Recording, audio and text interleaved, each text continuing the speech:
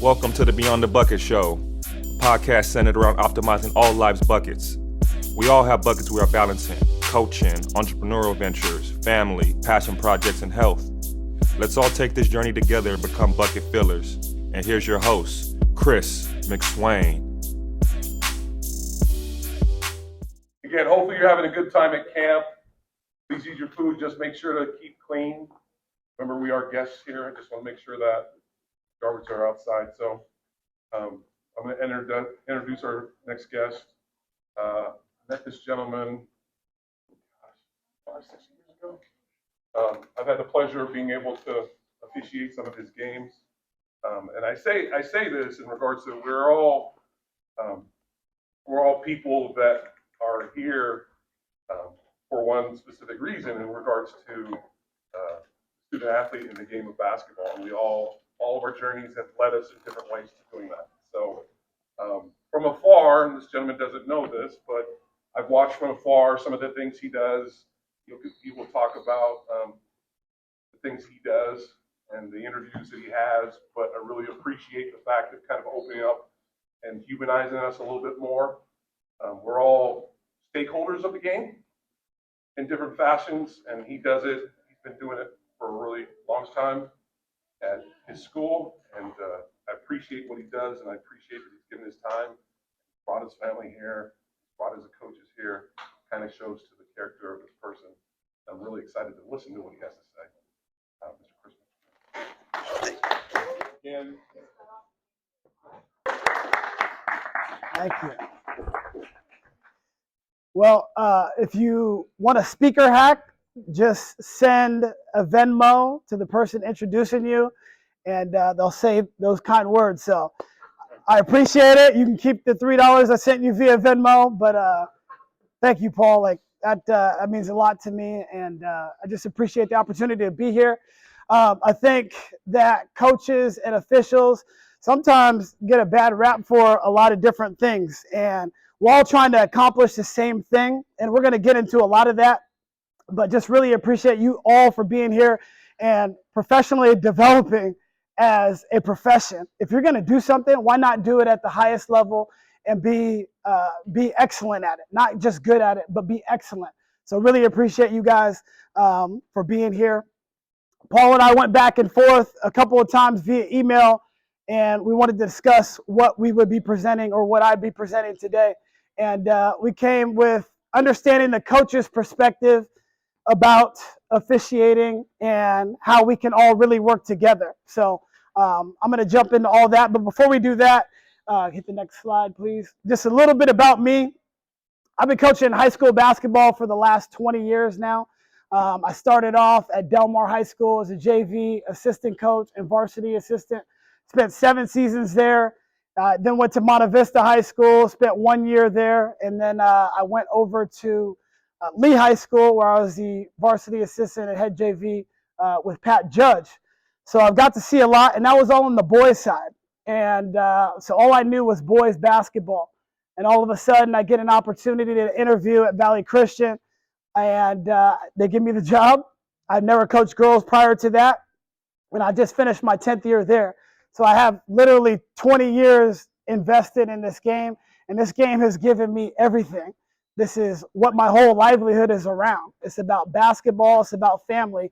And we've got my family here, my kids, my coaches, people that I've grown up with. Allie is a part of our family as well as your association.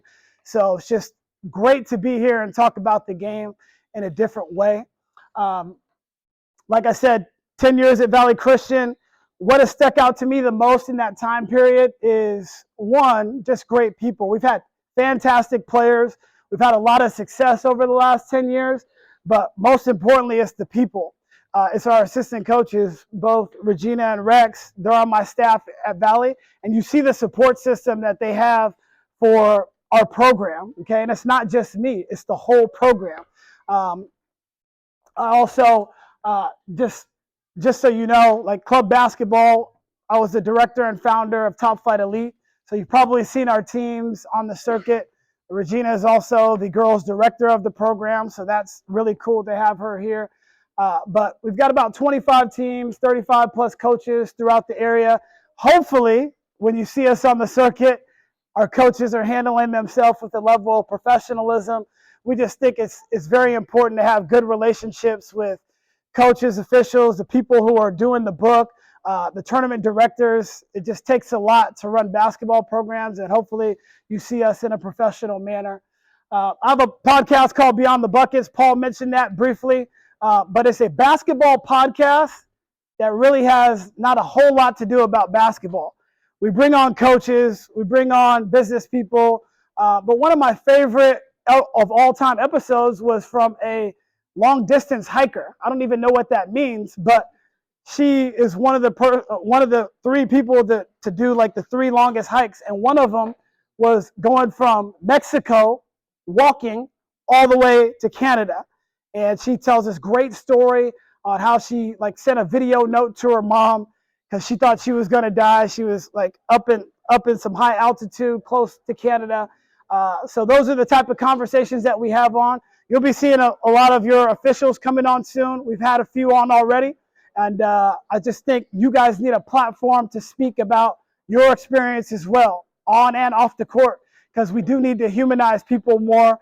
And once you know somebody's heart, you can really understand them more. So I just think it's very important. Family man, like I said, I got my kids and my wife here. My kids, CJ just went to his first basketball camp up at Valley Christian this week.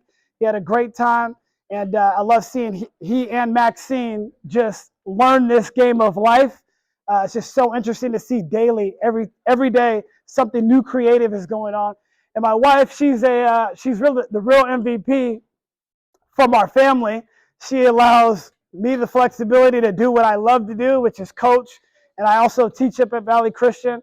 She's the nurse manager at Stanford, so she brings home all the money because there's not a whole lot of money in basketball, but we really enjoy it. And they take on a great responsibility when it comes to me doing all the things that I love to do.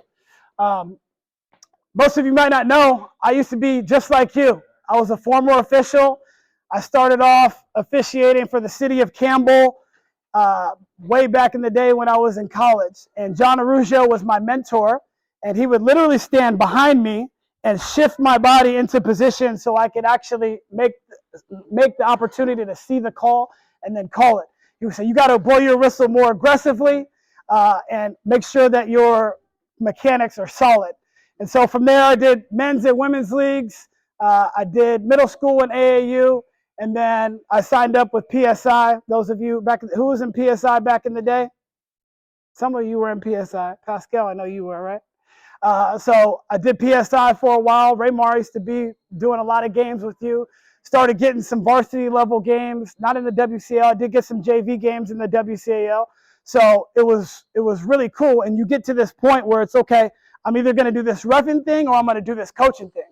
And so neither of them made a whole lot of money, but my passion was to coach and teach. So I directed that, but there was a couple different circumstances which led me to coaching only. And it happened in 1 week. So we're doing a women's league for the city of Campbell. Allie may know this story, but we are in a heated matchup because all these girls used to play in college, and they're pretty good. So my partner and I, Nate Anderson, who was a baseball coach for a long time, he administers a technical foul, and the lady is very upset about it. She goes up directly, well, he's tall, so she goes up to his chin and headbutts him. And so I was like, whoa, we didn't sign up to get assaulted now. I just wanted to make $30 an hour and I could stay in shape by running up and down the court and be around the game. So that happened, but then that same week, we got shipped up to Martinez to do AAU. You guys know that drive to Martinez on a Saturday and Sunday. We had 10 games, so we're thinking like $300. Cool, let's do it. We'll make that drive. So we get to the final game. It's a championship game versus two of the same program. So imagine Top Flight Elite, and she's coaching a team, and she's coaching a team, but it's the same program. If I was the director, I'd be like, okay, we both are co-champions. Why play each other when we practice together all the time? So it was a big fiasco. We ended up having to run up out of there. but the assigner was supposed to pay us. I don't know where the assigner is to this day, and I haven't seen him since. I tried to track him down, tried to track via email, all that, but he is no longer around in the area. So I was like, I'm going to go coach. So that's when I decided to go all in on coaching basketball. All right, so there's a couple of things and dynamics that are really going on, okay? If you would have told me when I first started coaching in 2003 that everybody in here would have a computer in their pocket, I would have told you no way. I would have told you absolutely not. Everybody's going to have a computer. And that computer can do a lot of things. It can take video, it can make a call, it can send a text message, it can send an email, you can watch TV, and you can look at what everybody else is doing on social media. Okay? That's crazy to me, and that was only 20 years ago. So what I'm saying is we're in a new generation of basketball, and you guys are in the thick of it as far as all the new things. The YouTube generation, the Steph Curry effect, the players are bigger, faster, stronger, more skilled, and just because there's so much more out there, people think they know everything about the game of basketball. And from when I started till now, you can see a significant change. And so I don't think people understand what you guys are going through. So I want to tell you, like, I commend you for all the stuff that you guys have seen in a short period of time because it's changing rapidly. Okay. Next, the game management. I wish all coaches would ref because they would understand what a game management system is like when you have to go ref. If you go ref a high school game, you might be up here in the peninsula and got to go all the way down to South San Jose. You might be in South San Jose and have to go up to the East Bay. Just to commute alone to get to where you want to get to takes time. Then when you get to the facility, you may have a great administrator that helps you, and you may have an opportunity to change somewhere. Sometimes you got to put your stuff on right behind the bench because they don't have a place for you guys to even sit, right? So I think everybody needs to understand. This isn't even started the game yet. Then you got to debrief with your partner, which I think is paramount. You got to make sure that you and your partner are in lockstep, because if you guys aren't, well, your partner can make the whole situation a lot worse, okay? Then you got to meet with the table. And if the table's not good, let me tell you, that can mess up the whole dynamics of the situation. So you got to meet with the clock operator. I got to make sure, okay, you're good on the shot clock. You're good with the score. We're good with the time. Okay, that takes time and a process. Then you got to talk to the book, home book, visiting book. Oh, not to mention us as the coaches. Then you got to talk to the players. And this all occurs before you even tip the ball off. And coaches don't really understand that unless they've been in your situation. And I think they should, because that is a lot to deal with in a short period of time. And then you have a great game. We make one bad call, okay, and the whole gym is against you immediately. Like, I got a lot of empathy for that situation right there, okay? And you can make just one bad call. Guess what? As the coaches, we make several terrible decisions throughout the game, all right? And the first person we look at is you when you made one bad call. So understand that your job is difficult, but one, like, we all love the game. Basketball, like I said, has given everything to my adult life. And I think I have a unique perspective to talk to you guys about it because I've been a former player, I've been a former official, and now a coach for a long time. So I can see it 360 degrees. So yeah, managing egos has got to be tough. Everybody wants to say so. Okay, we live in the selfie generation. Just go on any social media, you see a lot of different selfies. Everybody got an ego. I don't know how many times I've seen this, too small. I'll see this, rocking the baby. I see this. That's just the players. The parents got egos too, because guess what? They think their kid is gonna be Diana Taurasi or Steph Curry, and everybody knows that ain't happening. That is not happening. We just had one top flight kid. He didn't get drafted, but he signed with the Spurs yesterday, and he's on the summer league team. And he grew up in our program. His name is Logan Johnson. He's from up here in this area. Went to St. Francis, but that's not happening for everybody. And he was elite. He was elite at what he did. And a lot of you guys repped his games when you were in high school, when he was in high school. So we're dealing with this ego. And then the other part is they don't see what you guys are doing outside of just showing up to a basketball game. For you guys to spend 3 days here, to pay to be here, and also lose out on opportunities to make money at different AAU tournaments, because there's AAU tournaments everywhere. You guys could have made money this week and you decided to be here. People need to understand how much you guys put into this. And above all, I just respect you for that. Next slide. All right, so let's get into it. Before we talk about some of these things on how we can all come together, we got to talk about the different coaching styles. And truth be told, I'm all for these, depending on the day, depending on who we're playing, depending on my mood, okay? And you might see these from all coaches, but everybody knows the calm coach. You want to see this when you walk in the gym if you're a ref. You hope this coach is calm today, okay? So, yeah, when it's just a much better situation when you can get the calm coach. Then you got the players coach. He's clapping. He's giving his players daps, chest bumps, all that sort of stuff. The players play hard for him. They play hard, but he or she is demanding on them, and it shows on the court. Next, we've got our analytical coach. You better beware of the analytical coach, because they're gonna test you on your knowledge, because they know the rule book as well as you, or probably better. Okay, like I said, I've been doing this for 20 years. So when Greg was up here last doing the rule book stuff, I'm like, yep. She asked me, she's like, what is that? What is that? I said, indirect on the coach. And you heard me, right? So I know the rules like all of you should, okay? And you want to be aware of the analytical coach, because they're going to press you on certain things. And then you got the high energy coach, AAU. Every weekend you see this, and you'll see it in our league too. We got coaches in defensive stances, clapping. It's a high level, and I don't know. I wear this like Oura ring, so it tells me how many. I burn a lot of calories in a basketball game on a Friday night in a WCAL. So these are the types of coaches, and depending on what the scenario is, your approach to each one of them has to be a little bit different, okay? Next slide, please. All right, so I told you where you guys are coming from. Now I got to tell you where the coaches are coming from too, because there is a lot, just like they don't know everything that you guys are going through. You guys don't know all the things that we are going through as well, okay? Number one, you see LeVar up there. These parents these days, woo!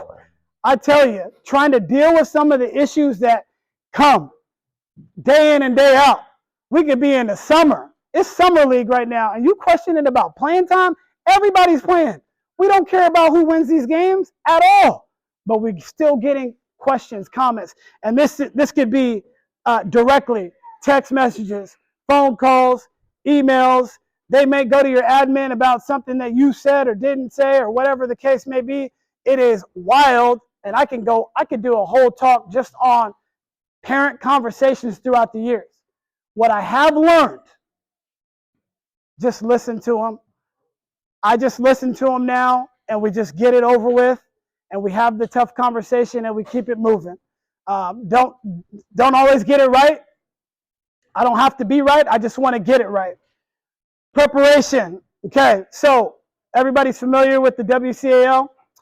There's a lot that goes into coaching a basketball game. Okay, we've got hours. I was watching film of our summer league game this morning. Hours of film, game plans for your team as well as the other team.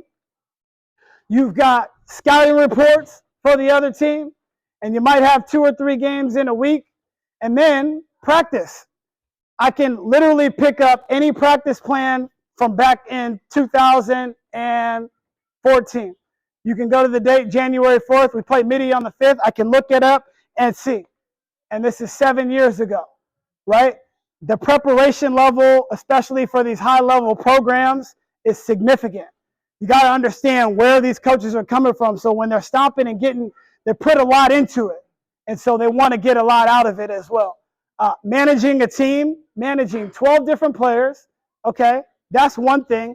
Then you got their parents, which is potentially up to 24 other people. You got 36 people that you are worrying about every single day, minute. Like my wife knows it is very stressful throughout the season when you're trying to manage playing time. And guess what? I only got 150 minutes per game. If we had 5 of us, we're only going to be able to have 150 minutes throughout that game, okay? And I don't have enough playing time to play the 10th, 11th, and 12th players. Next, the pressure to win. There's a lot of pressure to win. At the end of the day, when you like take a deep breath and step back, it doesn't mean anything if we win a basketball game or not. You don't know how many games we won last year. Nobody really cares. But to that coach, that is everything. Okay? The spouses don't even care. The spouses could care less if you win or get. Actually, they want you to win because it's a lot easier at home. And I've gotten a lot better. I used to take these losses very, very hard. Man, there was times where I'd be on the way home. We lose on a buzzer beater. I'm over there crying. And this was early on in my career when I was a JV coach. I was talking to another coach. I'm sitting there bawling. We lost on a bank buzzer beater at half court. We lost by 1 shot. So you got to understand that it's emotional, but at the end of the day, it don't mean anything. What really means something is the people and loved ones around you. But it is high stakes, and sometimes competition can get the best of us. Next slide. All right. So it's important for you guys to understand where the coaches are coming from. First and foremost, I said it previously, coaches just want to win. So if you're an official and it's not going our way, or the coach interprets your calls to be favoring the other team, well, I just showed you four different sectors in which we have all this going on. So if you make a bad call, it could be one bad call. It's everything to us, okay? So you have to understand the dynamics, and I'm going to give you some best practices on how to work with us, because some of you guys are fantastic at working with us. Some of you younger officials, you need to understand what a Mark Gray does, okay? You need to understand what a Paul does. A lot of great officials have great relationships with us because they invest in them. I think you need to have a general basics of offense and defensive strategies. You better know what a man is. You better know what a soft man, like a pack line, I'm going to pack it in. You got to know what a pressure man is, if they're going to deny. You got to know all that so you can start setting it up in your head. Okay, a team that shoots a lot of threes. Well, what is that going to mean? That means there's going to be a lot of long rebounds that night. Okay, so you're going to have to see the slot areas a lot on the court and make sure that you are watching that area. If you're 2-man or 3-person, how does that dynamic change based on what's going on, the offense and defensive schemes of the team? Okay, just like coaches, we scout the other team. Okay, I'm playing Pinewood. What's going to happen? Well, they want to drive and kick, catch and shoot threes. All right, so I think you guys should know that too. All right, well, when we had some of our really big teams, we had 6 kids over 6 foot. At the girls' side, that is a big, big team. Well, Valley Christian, they're going to try to power you to death. We are dropping that ball in the post, and you're going to see a lot more physical play. But if Pinewood's like this and we're like this now, you guys have to understand what that actually looks like. So I think you guys can do yourself a bit of justice as far as scouting the other team. It could be in between. Hey, Randy, did you see Valley Christian play?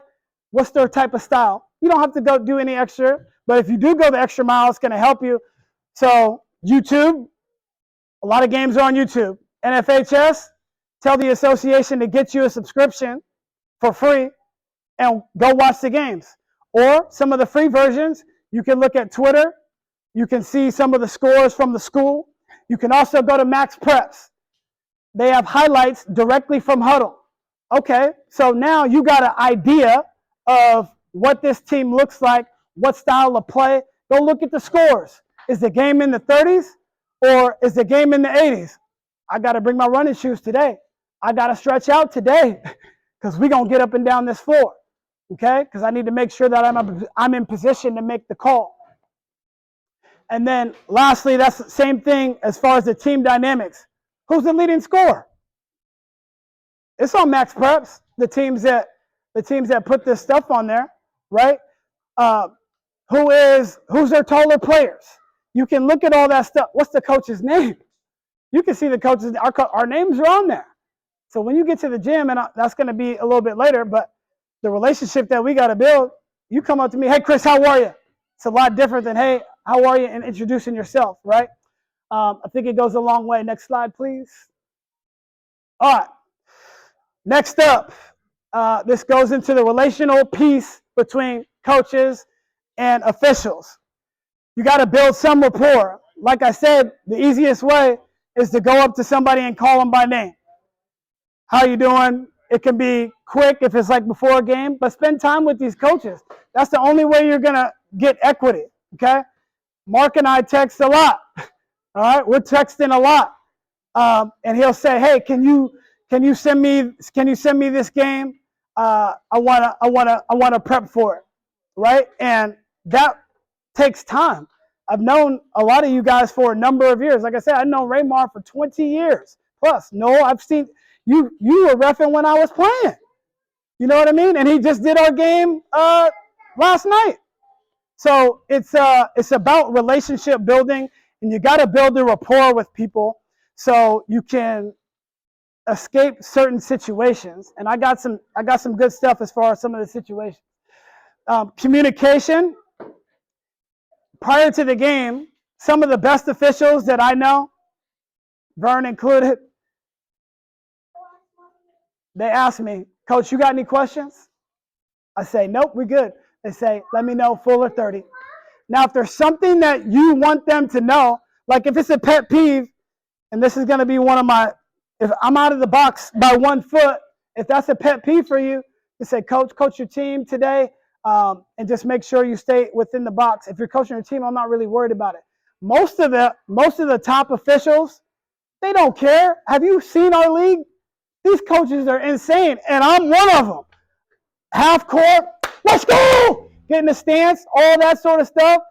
It is wild to see like the level of intensity in some of these games. You guys know it. You guys have seen it.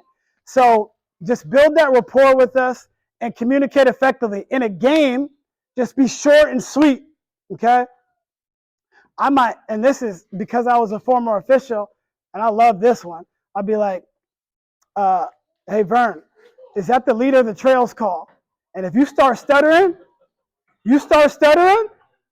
we got a problem, okay? Be short and sweet. Yeah, coach, it is the lead's call, but I had a better angle. And keep it moving. You got to have tools in your toolbox like that, because guess what? I don't know if you guys watch 60 Days In. Anybody watch 60 Days In? It's like a show on A&E. My wife can't. Who, you see that? Okay, so you know they're bringing civilians into a jail, and they're recording everything. Okay, if you don't watch the show, you'll get hooked. There's like 8 seasons. Now, everybody knows once the cameras start coming in that something's going on. The jail people know. So you put a civilian in a jail and you look shook, they're going to know. And they're like piranhas and going after you. They're like sharks and see blood. And that's how some of us are. Like I said, I've been in it 20 years. So if you don't know what you're talking about, I'm for surely going to put you in a situation where it helps benefit, because we already talked about those 4 characteristics of what we're dealing with. And at the end of the day, we just want to win the game. So if we can influence you, we will. But don't allow that to happen. And that happens with building a rapport and great communication. And then honesty. Coach, I missed that call. And straight up like that. What can I say? Like I'd be in an argument with my wife, and I'd be like, you're right. She can't say nothing to me anymore. She cannot say a word. And she'll go, I said, you're right. Coach, you're right. I got you on the next one. Have some tools in your toolbox to keep it moving and keep everything cordial. Because the last thing, like there's a lot of pundits on TV, morning sports shows, right? So if I'm an athlete and I have a bad game, everybody's on me for that game. I'm getting it from everywhere, and a pundit that has no clue about how to play the actual game is telling me how to do my job, and I get upset. Very similar to where you guys sit, okay? Very similar. But was there any truth to what was said? If you take out the emotion, was there any truth to me saying, hey, that was a bad call? And if there is some truth to it, if you take out the emotion, well, I can't say anything about it. Okay? If I get on you, coach, you're right. I missed it. And I'll be in a better position this time. I didn't have the right angle. Okay? Because sometimes the coaches have, I love the quarter analogy, by the way. You see, if we got a quarter up here, we got tails behind and heads here, you can only see this way. So you can't make it if you didn't see it, and just have something quick that you can get to and refer to. Next question. All right. So 5 different keys. First one, knowledge and good listening. There is no replication for having thorough knowledge of the rules. Okay? Greg just mentioned it. He is a rules expert. And all you guys better be a rule expert. Because guess what? I sure enough do. I carry the rule book with me just in case something goes on. And I got a couple real life scenarios in which do you see this? This is what the rule says. Now, you got to have some tact, and I'll get to that in just a little bit too. And be a good listener. You might just want to stand here on the free throw and just listen to the coach. And this is what I do to my wife sometimes. Just sit there and nod. Just sit there and nod. Coach, I hear you. Like I told you about the parents, the coaches just want to be heard. Okay? Everybody wants to be heard these days, so give them the platform. Yep, I got you, coach. And that's it. It's simple, it's direct, and they hear you. You got this, you got to travel, you got to travel. Yep, I got you, coach. I'll look at it. I didn't see, the foot wasn't up. I thought it was still down. I got you, though. Keep it moving. Consistency. Call the same thing that you call in the first minute as you would in the last 30 seconds of the game. That is huge, because we will go, wow, you didn't call that all game and now you want to call it? Well, if you were consistent throughout that whole process, then you wouldn't even had to be in that situation. So if you do see it, make sure you bang it early. Don't bang it late when it really matters. Because even though all the possessions stack up, all right, possession 1 to possession 100, the possession 1, we don't really remember. We don't really remember possession 5. We don't remember possession 28. We don't remember what happened at the half. We know in this last 30 seconds, it's a tight game. We're going to remember that. You didn't call a hand check all game. All game, and now you want to call this. Like I said, it shouldn't be like that, but it is. That's just the reality. Working with your partner, just like the table can mess it up for you, your partner can too. Hopefully, you have some rapport with your partner, and you guys are on the same page. I know they tell you guys this, come together, talk about it in between quarters, at timeouts, where you have opportunities and time to do that. I think it's so very important. Text them the night before, hey, we got the game tomorrow, anything you want to go over? I watched Valley Christian play. This is their style. And understand, if we play in the WCL and the BVAL, you just did a BVAL game the night before, it's way different. Body contact, we let that thing go. And we okay with it, okay? If you're going to call it, then make sure you do it early so we can get past that. But the contact in the BVAL and the contact in the WCL, the size in the play, it's just different. There's levels to it, and it's different. So you got to have some tact and understanding. Consistency is key. Have some thick skin. It shouldn't be this way, but everybody is on you. We hear it in the stands. It's some BS. Let's just be honest. But if you guys have thick skin and don't let it get to you, there's been sometimes I see official like melting. Melting. And it just gets worse. You got to stand up there and stand tall, shoulders up. You stand on your call. If you mess the call up, oh well, but just have some thick skin when it comes to it.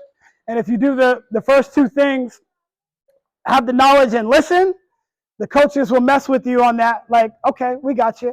And then a calm demeanor. Like I said, there's no better thing than just standing next to the coach, be like this. If they see you get into it with the coach, well, the fans now have access to start jumping. If you can handle the coach, well, most of the time, you should be able to handle the crowd too. Because the coaches are going by this crazy coach stomping up the sidelines, right? So you got to manage the coach, and it should be able to manage everything else. Hopefully you got a good, table, book, all that, because that can really derail it. Like the clock stoppages, they think that's on you. They think it's on you, and it sucks because the technology is so good for the upper levels, college, pros. They think that you guys should be doing the same thing. That doesn't make sense. We don't get the replays that we get in college or NBA. We don't get to do this. You got every player doing this at the end. It's the first quarter. The ball went out on you clearly, and you doing this. That's crazy to me. You know what I mean? Like, so understanding that dynamic, I think is very important. But having a calm demeanor with regard to everything that is going on will greatly help you. I'm just telling you, just that calm, cool, collected demeanor and the thick skin will greatly help you. Positioning, hustle, and mechanics. I cannot stand if you are not in position. First of all, I think AAU does you guys a disservice for having you guys ref so many darn games in one day. Okay? Pay y'all more. Pay them more. Okay? $50 a game. Max 4. Give me 4 games. I know you can get up and down the court for 4 games because it's running clock 20 minutes. But come on. They got y'all doing 8 games and paying $30 a game. That's crazy to me. So, like, that really affects the positioning. And so just so you guys know, like, you guys ref a whole bunch of games, 100+ games a year, right? Well, I coach 30 games in a regular season. I coach 30 games in the summer and for just high school. And then I'm around going to every one of these other games. So we're seeing so much basketball. Utilize all that stuff, but I think they're doing you a disservice when they give you 8 games. High school, CJ and Max. High school's a little bit different. If you can't get in position, tell the assigner to give you a lower level game. Straight up. I'm just being honest, because that's one of our biggest things. How do missed calls happen? Bad positioning. If you can't get to that spot, you need to make sure that you do a lower level game. And that's okay. We need y'all. The game will not continue unless we have y'all. We will not be able to continue the game. And unless these relationships get better, we're going to have some real issues. One ref for a varsity level WCL game. That's tough. So we respect that. And we want to keep that. And I think we can all do a better job at that. But if you can get in position, you're working hard for us. I appreciate it, right? Secondly, got to have strong mechanics. I don't want you to put your hand up here. I don't want you to blow that thing, okay? And stand in it. Get to the spot you're supposed to put, where you're supposed to report. That tells me you know what the heck you're doing, okay? Because I don't want no soft whistle. Oh, I see sometimes, I see it. You had a violation. How you going to call a foul? You had a violation. I know what this means. That is a violation. This is a foul. It's very clear. Okay? So the people that know what's going on, like these coaches may have been out there longer than you. There's coaches in our league that have been coaching for 30 years. 30. I just told you I've been doing it for 20. Well, I got these grays in my beard now. Next play mentality, just like we forget, I'm on you about to travel. Well, I'm already off that, okay? But sometimes, like when somebody says something negative about you, you tend to like dwell on it. Somebody can give you 20 positive things. They tell you one negative, okay? Same thing with the coaches. I ain't tripping off that travel at all. It's already over. It's done with. I'm not even thinking about it. Coach, you got to call the travel. You got to call it. Once that next play happens, I'm already off it. Same thing with our players. We tell them next play, move on to the next play. Okay? All right. Okay. This is probably the best part of the presentation as we start to wrap this up.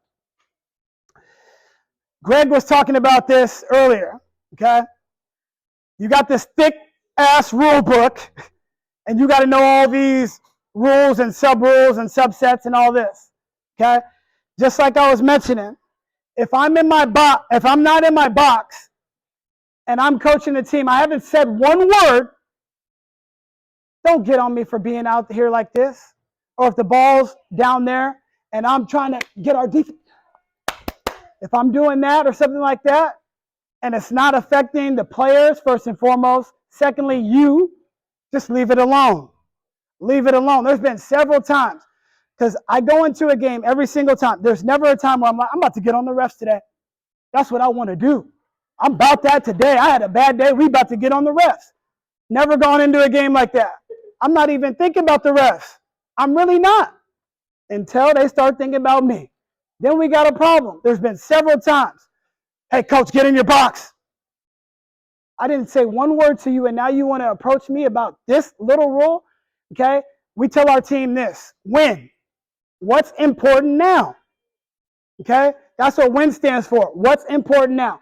Is me 2 feet outside my box trying to get up our defense worthy of you coming up? Hey, coach, get in your box. Get in your box. And then you want to give me this? Oh, don't give me that. Now I'm about to get on you. Okay? Hey, you want a position on that one. Now you just woke up a bear that didn't even need to be woken up. Right? So you got to have some sort of tact when it comes to this sort of thing. Okay? There's a lot of scenarios. I got stories on this, but let me move on to the uniforms. Good news is they are changing some of the uniforms. I'm glad 2 years ago they said, okay, everybody want to roll their shorts up looking like underwear, right? Let the kids do it. Like Greg mentioned earlier, there's a bunch of old people in antiquated ways that are trying to tell kids what they should and should not be doing. I think it looks terrible. You think it looks terrible, but if the kid want to rock some shorts way up here, go ahead. Why do we care if they roll it? They can roll it one time, but they can't roll it twice. What?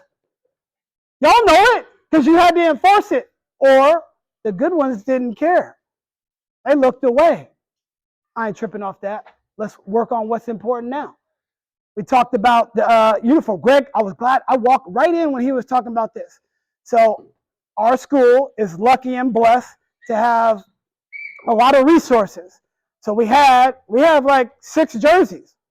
We have 6 jerseys.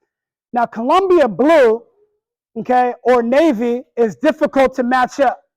So you got the compression shirts, and like he mentioned, it's all about the officials association, what they care about, right? So we wore black, but on the navy jersey, you can't really tell. You cannot really tell. It's almost the same thing, but if you were by the book, you're going to come up and say it. This is no joke. We're in a NorCal final, okay? This was in 2018. NorCal final. All throughout the year, our Navy Blues, we rock the black under, no big deal. We get up to Chico, we're playing Pleasant Valley. Gym is packed, hot as hell up in that thing. It was wild. First thing, the ref not introduce himself, nothing like that. Coach, your players are unequipped. They're not. That's going to be a technical foul. And he was incorrect because Greg just told you it's 1 technical foul, not 15. Okay? He was telling you 15? Hello. When I pull the rule book out, oh, he don't want to see it. That's not the rule. Okay? And by the way, we can wear these black ones, okay? It is the similar color or like to the torso. I think navy, I'm colorblind. I think navy and black are pretty similar. What about you? Does that matter? Now, did it affect the game? I don't know. I remember it because we lost by 7. But now all the girls have to take this off to play in the basketball game when they've been comfortable all year. We also have another situation. All right, so all the tights got to be the same color, right? True? Okay. So it's a home game. We wearing the white tights. One of the ladies had an accident. I'll leave that where it's at. She had to put on black tights. Didn't have anything else. Ref comes over. She's not going to be able, she's a captain. She's not going to be able to play today, coach, with those black tights. It can be real simple as this. It's just a way, you can still ask the same question, just structure it in a different way. Coach, is there a reason why 23 is wearing black tights today? I know you know the rule, but is there a reason? Actually, Tom, yeah, she had a little accident. Okay, cool, I got you. Just make sure she got it next time. Simple as that. Was he incorrect by trying to enforce a rule? No. But this young lady had to take those tights off if she was going to play in the game. And to me, that is wrong. The player's comfort level is now questioned. Like, what are we doing? They're kids. So that you can have a lot of tact. And then one time, this year, we're in a tournament, we're rocking our grays. The girl has a gray t-shirt on, similar to that, and our gray is a little bit darker. He comes over to me, coach, you got to take that off. And I literally give him the rule book. No, coach, I don't want to see it. I don't want to see it. That's not the rule. Coach, I don't know his name because he didn't introduce himself. Look at this. It says similar to the torso. Similar. Doesn't have to be perfect. Like Greg was saying, it's hard. If you're a green team, how are you going to find a green compression shirt? Or Columbia blue? How are you going to find that? It's just really difficult. So you guys can do yourself a good of service by just understanding tact and being like, okay, just be a real person when it comes to that. Because now, oh, believe me, you remember the game, right? That was when Denise had to take it off? Oh, yeah. Oh, I was on that day. I was on all the way. So because you got to protect your players, we're like, those are like our kids. So we want to protect our kids at all costs. Avoid conflict where you can. Like I said, just have some de-escalation strategies. I only got a few more minutes here. Next slide, please. All right. So I would love to hear any questions because we need to learn as coaches too. If you guys have a perspective or anything or want to know kind of what yes. So, Chris McSwain, head coach of Solid Christian. I can remember when I did his first game, I made a really bad call and I said, shit, I gotta go for Chris. And I could see him glaring at me, right? I said, how am I gonna explain this? I said, Mark, what'd you see? When we talked rank, I said, I fucked it up, sorry. And what could he say? So his intensity here, match that by 10 when you're at his game. Okay? So all he wants is somebody to talk to him and explain a call if he asks. And there's only certain officials I can send to his game because I know they'll communicate with him and they'll run the game, and I'm not getting a call from Chris Martin. Why did you send that official to me? So his intensity right now is the same as on the basketball court, but he just wants to be heard. Okay? So me as an assigner for his school, I have to trust you. Two, I have to be very secure that I don't have to put two veteran officials and one lesser official on his game because of the intensity that he coaches with and the style of play his team plays with. Physical, fast, wants to get the ball out the net and go. So me as an assigner, I have to be very particular who I send to his game. Not because of his coaching style, because of the way his team plays, and I know how demanding he is of his team. He's going to expect that of my official. So listen to him. Very good coach. Been knowing him for years. Great guy, but he's a perfectionist. And that's what he wants out of the officials that I send to his game. Yeah, and I'll text Mark, hey, was this a block or a charge? And he'll tell me, no, that should have been a charge. Okay, and I just leave it at that. So I love the honesty. Yes. Thank you very much. Yep. Adam Pruitt. Yep. I think he makes a great point in the fact, first, to go back when he talked about the different personalities of coaches, analytical, calm coach, energetic coach, right? We are all that type of person as well in officiating. We're a calm official, we're an analytical official, we're an energetic official. Those are all our own individual personalities as well. Everybody's done some sort of personality trait quest thing, right? And kind of like before the past colors, right? We got to learn then, if we are the energetic referee, we are communicating with a calm coach, how are we working that communication, vice versa, right? So know who you are, and then work that communication line with your coaches, right? That's just going to make that relationship that much better. When the assigners are talking, those that want to move up the ladder, what you call during the game will get you to the game. Your relationship and how you manage the relationships here is how you keep the game and have the chance to go higher. I want to play around for a minute because he seems like he's kind of fun. Sometimes. Sometimes. Boy, I wish I could have worked his game back then. So you got a question. Yep. All right. So I'm refereeing. You got a question about how come that's not a foul? Go ahead. No, coach, we're done tonight. We're not doing this. I'm not doing this. Yep. Okay. Now he's had that happen to him before, and you know what he's got to say is, okay, now it's on, right? And he's got to make a decision. And you can power trip all you want as a referee, but there's a good chance that he'll never want to see you in his gym again. And I guarantee that call's going. And whether it happens or not, we just met each other, and that's how we're going to act. Right. Right? Ask it again. Hey, what'd you see on that? Get more specific, coach. What play you talking Hey, about? she came down clearly. What Wasn't what vertical. number? 32. 32. I'll take a look at it for you, coach. Thank you. Simple. Right? Now does that seem different? We're letting him, right? Give him a chance. Now he's got at some point let it go. He's got a good memory for bad calls because he's got to put that in his bank and go, okay, I can't trust you. Right? Whether you call it for him or against him, he knows what a good call or bad call is. Right? So we have to have this relationship.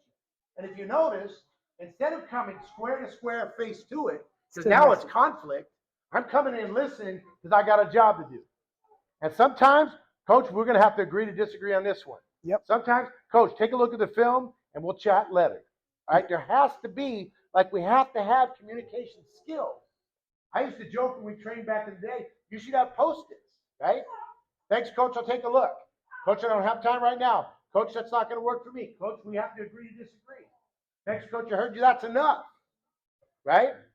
If you have these and you hear the thanks before. Always. You hear the thanks before. That's what we hear first. Thanks, coach. We got to agree to disagree. So I think what Aaron displayed with two different scenarios is the one thing that all of you who are new officials need to work on your interpersonal skills, verbal and non-verbal. Because if you don't have interpersonal skills and the ability to communicate with a coach, it's not going to move up, and it's just going to make the game much more difficult for yourself. And from the very beginning, we just talked about this, we've just met. Yep. Never worked your game. Coaches don't have to earn your respect. They got the respect by the hours, years they put into their craft. Hopefully, we can get the same from the coaches coming back to the officials. But nonetheless, if you go in, he's got to earn my respect, you're setting up this. And that's going to be very challenging. Okay? They have a different goal. Their goal is to win the game. Our goal, most of us, is just to survive the game, right? And make it fair and safe like we talked about.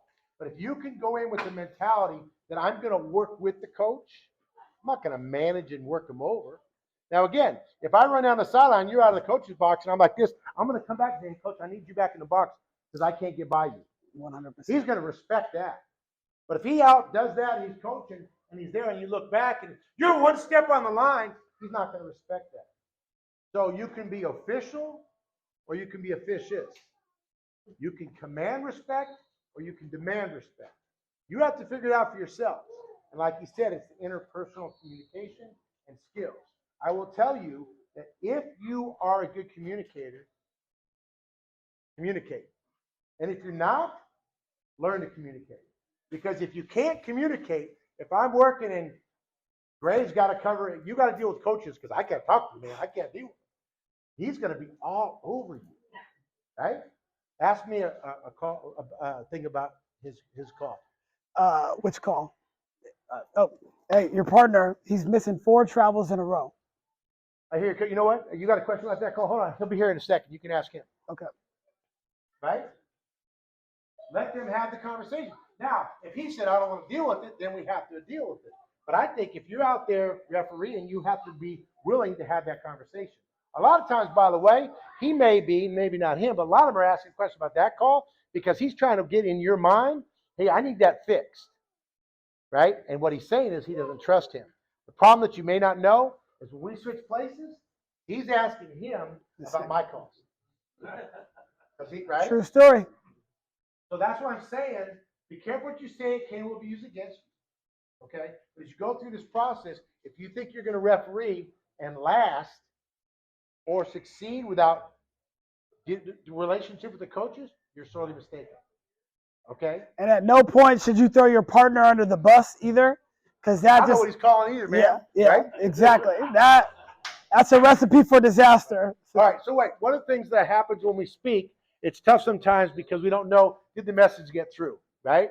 So give me a takeaway? Build rapport. Build rapport. I like it. Give me a takeaway. Just got here, but there was some kind of trust with the coach. Sure. Got it. Takeaway. Communicate. Takeaway. Next play mentality. I like it. Takeaway. Put yourself in other people's shoes before you got them. Yeah. Good. Takeaway over here. What do you got?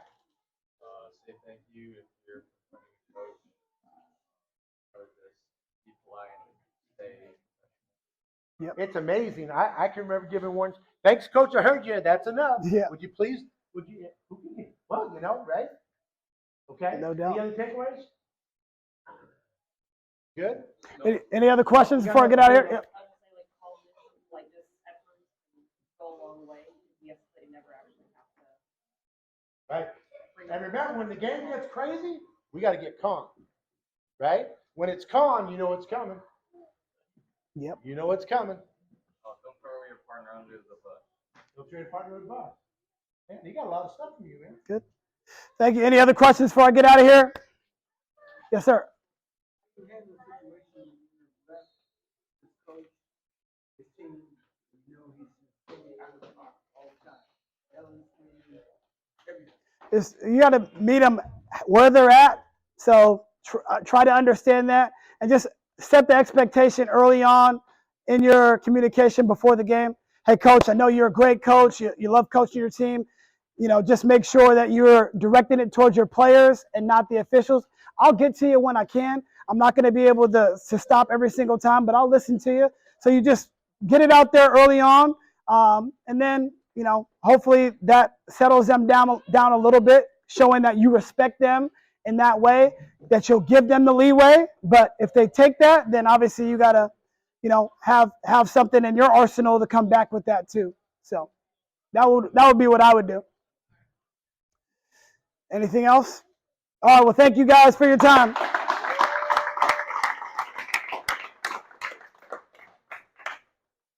Thank you for listening to the Beyond the Buckets podcast. Please remember to subscribe, rate, and share the show with your friends. And until next time, take care.